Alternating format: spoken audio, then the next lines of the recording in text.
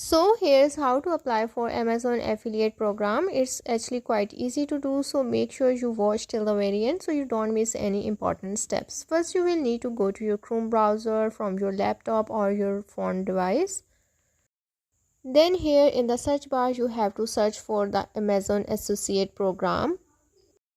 Then here you have to click on this website, and once you click on it, now it will take you to this interface. Here you have to click on the sign up option at the top. Once you click on the sign up option, now it will take you to this page. From here you have to click on the create an account option if you don't already have an account, but if you have an account, now click on the sign in option, and then here you have to enter your details. Here you have to enter your email address and password and then click on the sign in. Now it will take you to this page. Now at this page you have to fill up this form. You have to enter your email address, name, address, phone number and other details as well.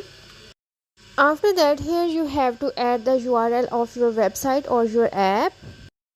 Add the link of your website if you want to promote your products on your web or blog, or if you want to promote products on your app, then add the link of your app.